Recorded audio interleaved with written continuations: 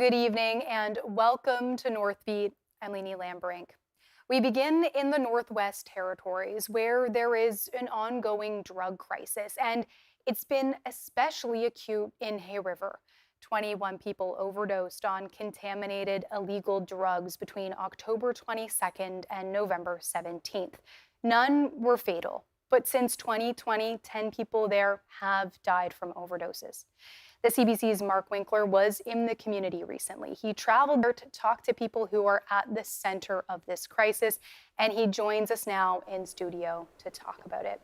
Mark, can you start by telling us about some of the people that you met in Hay River?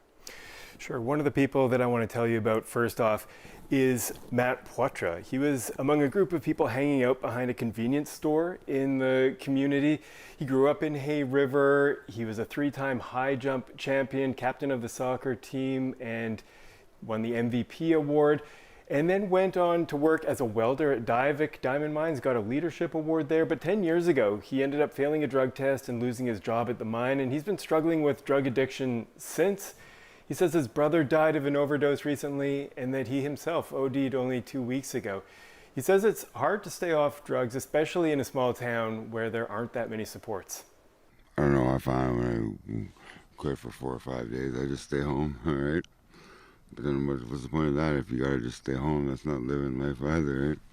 We need lots of supports. We need, like I said, a temporary employment agency would be a nice one to help people get back on their feet. Shelter based on stages, like a shelter. If you're just gonna be a doper all day, okay, you're on stage 1, you get a cot, get out at 7 in the morning. If you're working every day and and you go to the temp agency and you're saving your money, okay, level 2 or 3, you get a bedroom, right? So Lena, you hear there that Matt wants some pretty particular things. He says the community needs a work program for people like him. And right now there is a homeless shelter, but it's only open at night. Matt wants to see something like a warming center during the day and also some transitional housing made available. So Mark, what did other people tell you about the kind of support that they need? Well, Matt was just one of many who said that better housing was really important. But a lot of people said that local treatment programs were also needed. People usually have to travel south for treatment. Antoine Smallgeese is one of the other people I met behind the convenience store that night. And he says that he would like to go to treatment, but that he doesn't want to leave Hay River right now. And he says that even though he knows his lifestyle, smoking crack is pretty risky. It happened too often now. It's like the city, and it's a small town. And it is scary, you know. You don't know if it's your last one, you know. So I do pray before I have it. Antoine says his family often tells him they love him and that they want him to go to rehab. And Antoine says he might do that in the new year. That sounds like a really difficult thing for his family to be dealing with, for himself to be dealing with. Mark, what else? Did you meet anyone who's trying to help people like Antoine? I did. While I was behind that convenience store, a woman drove up in her truck. Her name was Violet Kachikowski, and she rolled down her passenger window and told me that she'd remembered her drugs. And now she drives around checking in on people, seeing if they need help to make sure the same thing doesn't happen to others.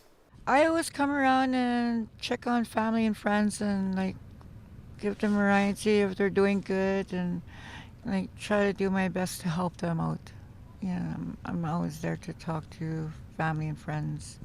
Make sure they're warm and they're fed and stuff. I care a lot about all of them. Violet says things might look bleak, but the community of people experiencing addictions and homelessness support each other, and that they do their best to make sure everyone stays as safe as possible. Now, you also met somebody who has been able to turn things around. What's their story?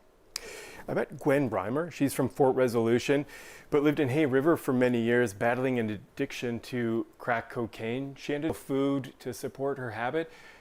She says an overdose where she nearly died motivated her to go to a treatment center down south, and she's now been sober for 7 months. She says even if there isn't a treatment center in the north, there has to be more support for when people return after getting treatment in the South. They send people away to treatments and then they come back, and then you're basically throwing them right back out there to, slip up again. Hay River's not a big place, so no matter where you go, you're going to see somebody, you're going to know somebody, you're going to know somebody that has something, or, like just small little interactions like that. Like just even walking into the library here, we seen somebody outside and they were trying to wave at me, and I knew that wasn't the right way to go because that's the wrong crowd. And so it's just little things like that. It's really hard here. It's really hard to try to stay sober here in this community. So Lainey, that's Gwen Reimer. She says she's lucky that she had a supportive family back in Fort Resolution who helped her get through this really tough period of her life. But you could hear her there echoing what so many people told me in Hay River, that it's not easy trying to stop taking an addictive drug, especially in a small town. And that ultimately need more support, things like better housing and better treatment options if they're going to be able to start pulling their lives back together. Thanks for all of your reporting on this, Mark. Thanks for having me. That was the CBC's Mark Winkler. He traveled to Hay River recently to talk to people at the heart of the drug crisis. Mark met more people while he was there. You can read his web story. That's online now, and there's another one coming out tomorrow.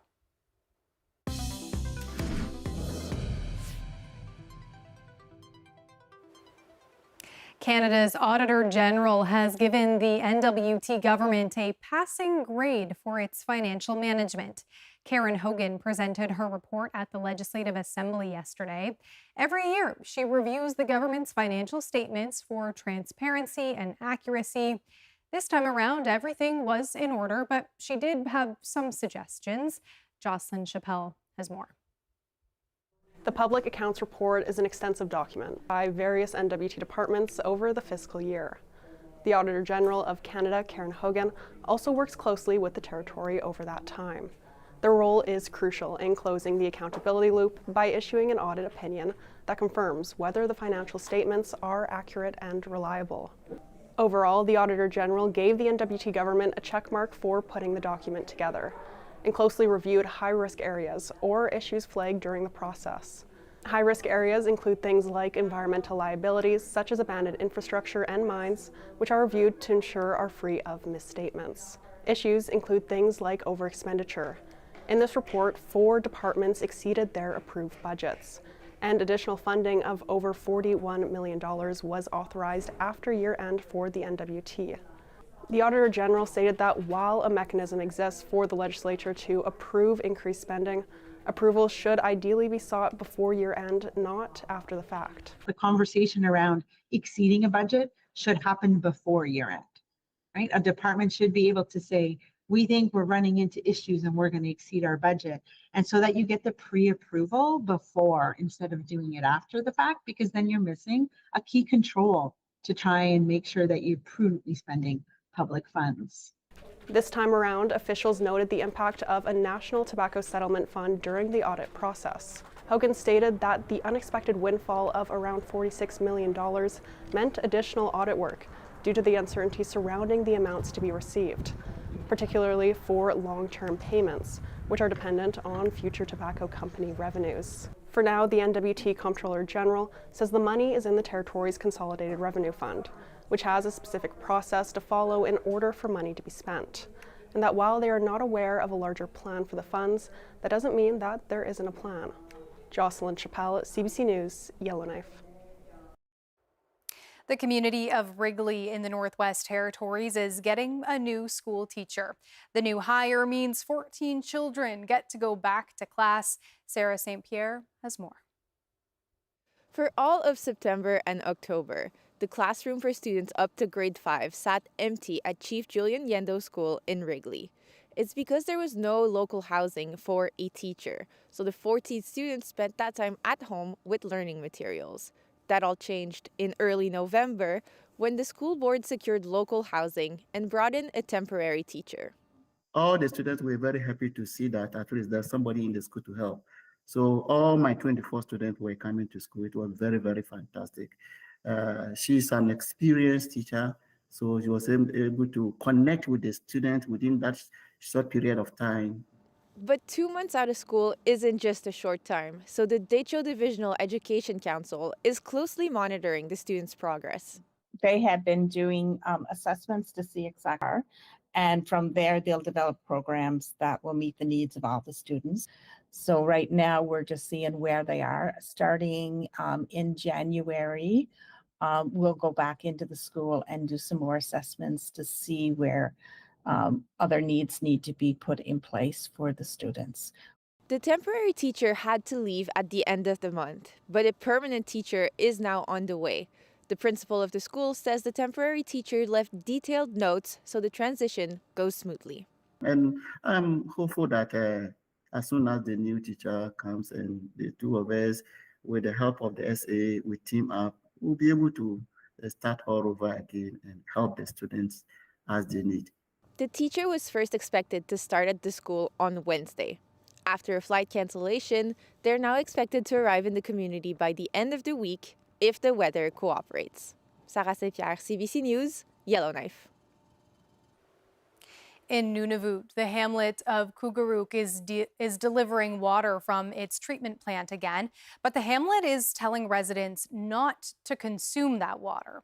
A state of emergency was declared Sunday after seawater entered the plant and it stopped being able to produce clean water. The hamlet says it's starting delivery to essential public buildings like the health center.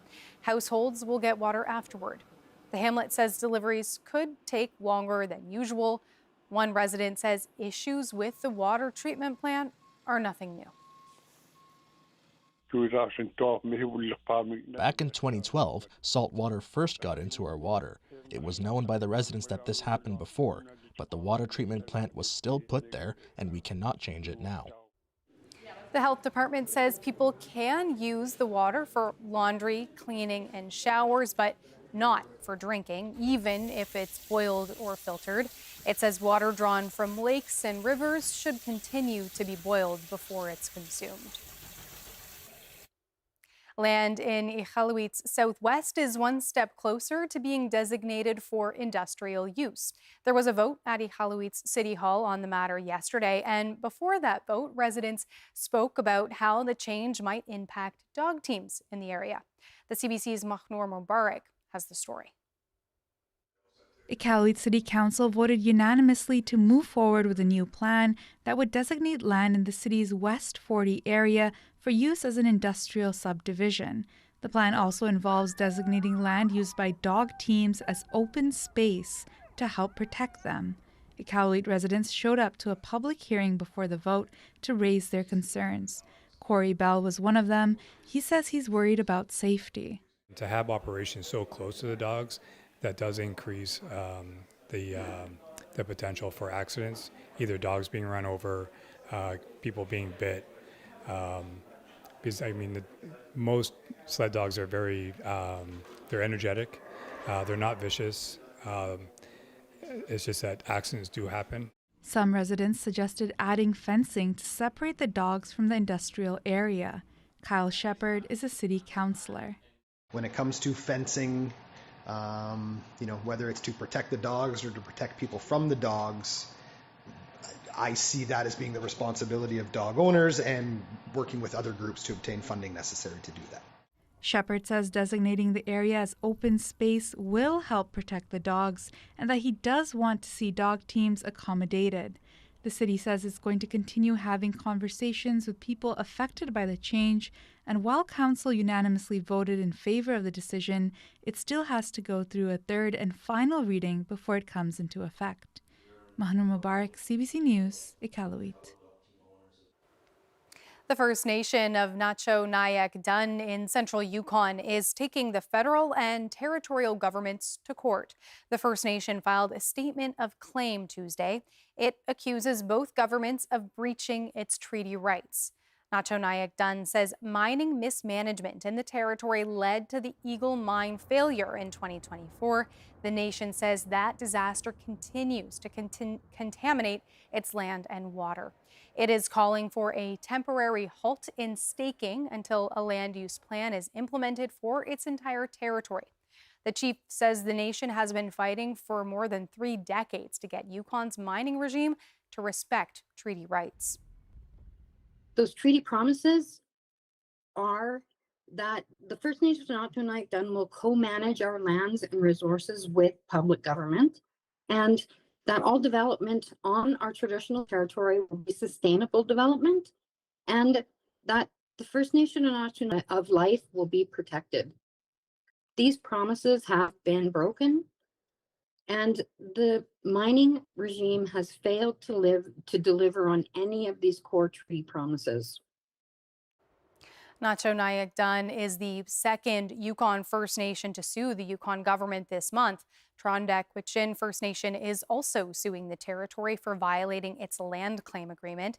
CBC News reached out to the Yukon and federal governments about this, but did not hear back by airtime. The Inuit Circumpolar Council, or ICC, now has a guaranteed seat in front of a United Nations agency focused on international shipping regulation. ICC has been granted permanent consultative status at the International Maritime Organization. It's the first Indigenous peoples organization with this standing. ICC's vice chair says this means the organization can have a say on international policy decisions that affect Inuit. This directly impacts Inuit food security and their cultural sustainability. So there are many facets that we can talk about. But for us as Inuit, now that we have a seat at the table, we can start to draft and make positive impacts to the IMO and give an understanding what our values are as Indigenous peoples, and ensuring that our ways of life continue to be the way they are as best we can. Nakamayak says this appointment comes at a crucial time for Inuit, with international focus on the Arctic at an all-time high.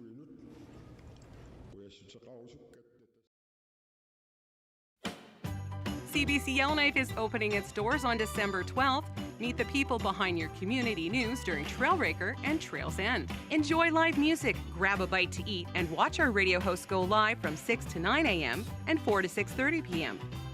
Record a holiday video greeting for Northbeat and help make the season kind by bringing a non-perishable food item to support Food Rescue Yellowknife. See you on December 12th at CBC North in Yellowknife. If there's one thing I know about Canadians, it's that we're kind. We want to help. It doesn't take a big star. Or millions of dollars. All it takes is one can. $1. Or even 1 hour of your time.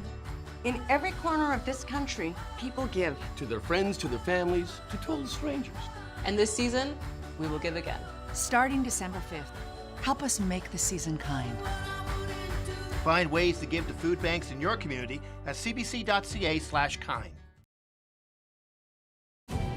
Where does bravery live? It lives inside Cynthia Appia, who refuses to let the high cost of sports slow her down.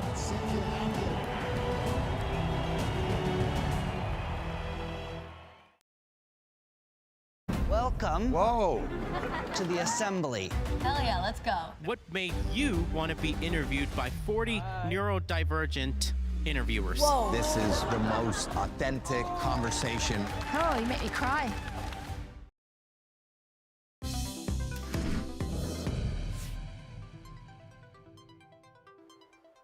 In the Yukon legislature, the official opposition is bringing forward concerns from citizens about public transit. It comes as parts of the territory deal with extremely cold weather. Some say bus delays and cancellations are not being communicated in a timely manner. Virginia Ann has more. Today was the third day of the fall sitting, and just take a look outside to understand what everybody is talking about, including MLAs here in the Legislative Assembly, and that's the cold weather and all the concerns that this is bringing up, including parents over children's safety.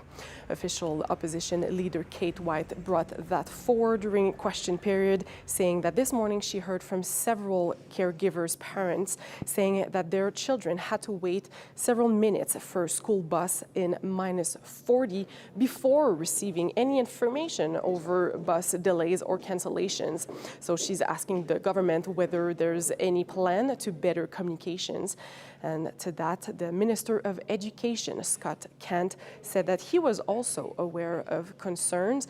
He said that was the first thing he did this morning when he came into the office. He spoke with his team, asking whether they could use their own department's tools, such as emails list or text messages, to send notification faster to the population and let them know not to send their children because either the bus is not running or that it will be running late that morning. But Kent was unable to provide any timeline on when that could be happening. Right now, parents have 3 options to know about bus cancellations or delays, either to check myschoolbusmonitor.ca, to listen to the radio, or also to check Standard Bus social media. And the CBC has a call-in for more information about Standard Bus, and we're hoping to have that tomorrow. Virginie Anne, CBC News, Whitehorse. Staying in the Yukon Legislative Assembly, the Yukon Party reiterated its promise this week to ban cell phones in school. As we found out in downtown Whitehorse, Yukoners are divided on the idea. I don't agree with the cell phone ban for the high school kids because as a parent, I would like to contact my kids after school, where they at, what he's doing, and it is necessary for them to have phones. But obviously, if it's inside the classroom, they should not using their phones, but they should not ban it. I'm in favor of the children having their cell phones, and that's for security reasons as a parent. I just picked up my daughter here at the SS Klondike parking lot, and she texted me when she left the school, and she just arrived at my vehicle, so I need her to be safe, and that's why she's to have her cell phone at all times. I love it. I really want them to ban it. I just don't think they need them at school. I think they can use the office phone if they need to get hold of parents. I just think it's distracting and they just don't need it. Yukon's premier says his focus this sitting is the budget, but they'll address issues like the cell phone ban when they reconvene again in the spring. Nunavut RCMP held a ceremony in Iqaluit today to change its commanding officer. Chief Superintendent Kenton Pike has officially taken command.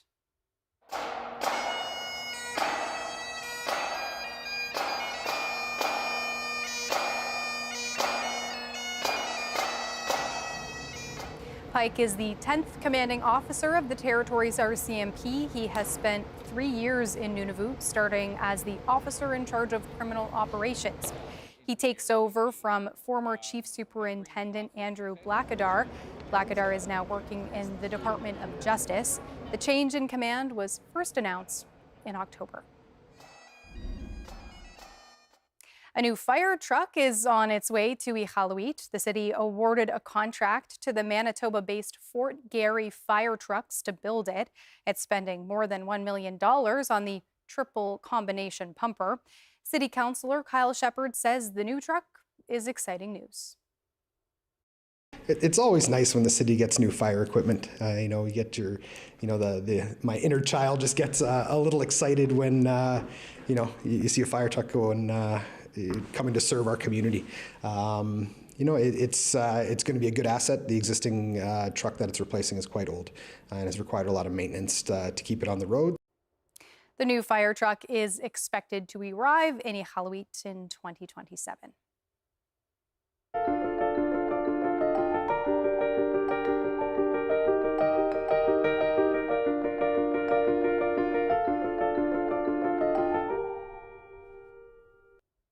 There was a children's winter clothing drive in Rankin Inlet, Nunavut this week. Residents headed to the Singituk complex. That's where social work students were giving away winter gear for children between 5 and 10 years old. For one father of 4 in the community, it was an important event. It means my children will be a bit warmer this winter. I got them glove, poilux. Got my girls' pair of boots, all of them nice colored hats, and got a couple other gloves and hand warmers. Some of the winter clothing was donated by local businesses. Community members also provided secondhand donations. As we told you earlier, parts of the Yukon are dealing with extreme cold.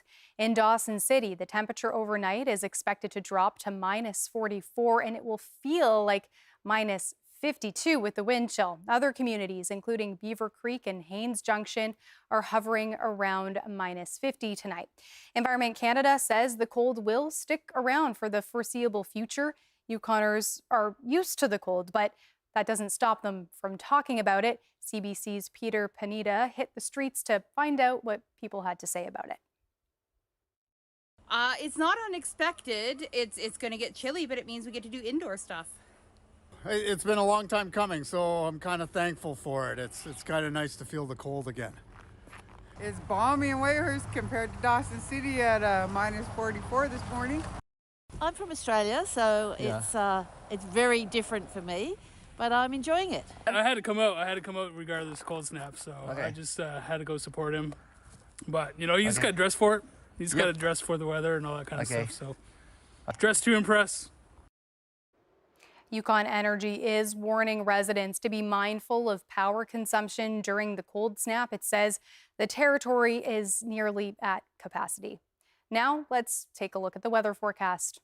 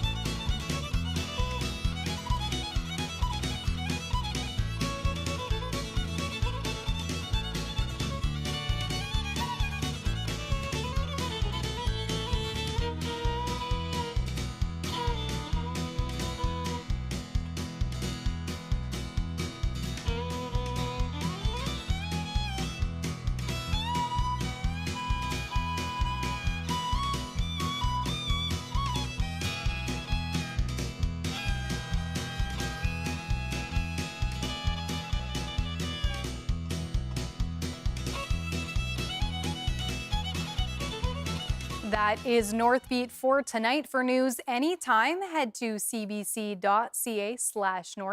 Thanks for watching. I'm Leanie Lambrink. Have a good night.